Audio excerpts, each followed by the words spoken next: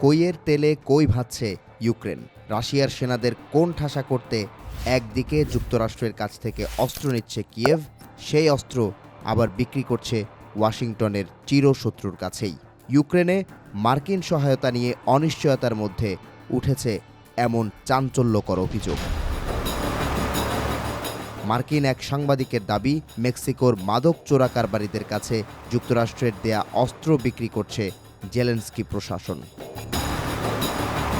মার্কিন সেনাবাহিনীর অবসরপ্রাপ্ত লেফটেন্যান্ট কর্নেল ড্যানিয়েল ডেভিসের সাক্ষাৎকার নেয়ার পর এমন দাবি করেছেন মার্কিন সাংবাদিক টাকার কার্লসন। তিনি বলেন, ইউক্রেনকে দেয়া অস্ত্রের বেশিরভাগই গেছে যুক্তরাষ্ট্রের শত্রুর হাতে। ওয়াশিংটনের দেয়া অর্ধেকের বেশি সমরাস্ত্র আন্তর্জাতিক কালোবাজারে বিক্রি করে দিয়েছে কিয়েভ।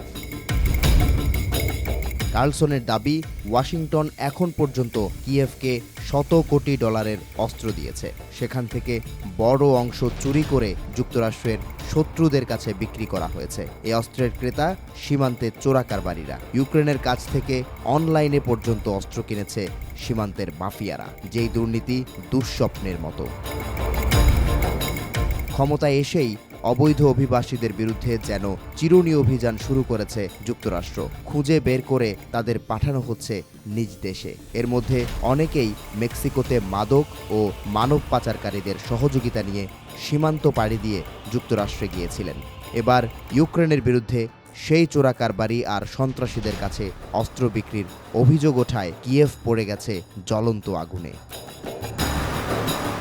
2022 সাল থেকে এখন পর্যন্ত কিয়েভের জন্য $17,500 কোটি সহায়তার অনুমোদন দিয়েছে ওয়াশিংটন। যদিও ডোনাল্ড ট্রাম্পের দাবি, ইউরোপীয় ইউনিয়নের তুলনায় যুক্তরাষ্ট্রের বিনিয়োগ $20,000 কোটি বেশি। নয়া প্রেসিডেন্ট আরও দাবি করেছেন, ইউক্রেনকে যুক্তরাষ্ট্রের পক্ষ থেকে $30,000 কোটি সহায়তা দেয়া হয়েছে। যদিও ইউক্রেনের প্রেসিডেন্ট ভলোদিমির জেলেনস্কি বলছেন, কিয়েভ এখন পর্যন্ত $7,500 কোটি অস্ত্র সহায়তা পেয়েছে। বাকি $20,000 কোটি কোথা থেকে এসেছে আর কোথায় চলে গেছে সে বিষয়ে জানা নেই তার। এদিকে মস্কো এর আগেও সতর্ক করেছিল, পশ্চিমাদের অবাধে ইউক্রেনকে সামরিক সহায়তা দেওয়ার কারণে অনেক অস্ত্র সারা বিশ্বে ছড়িয়ে ছিটিয়ে থাকা অপরাধী চক্র, সন্ত্রাসী গোষ্ঠী আর চরমপন্থীদের হাতে গেছে।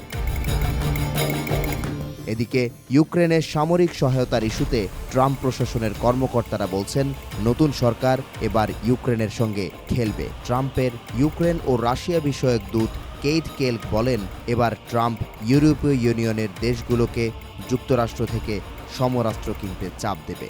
সেই অস্ত্র ইউরোপ দেবে ইউক্রেনকে। কেইট কেলক বলেন, যুক্তরাষ্ট্র অস্ত্র বিক্রির বিষয়ে বরাবরই আগ্রহী, কারণ দেশের অর্থনীতি শক্তিশালী হয়।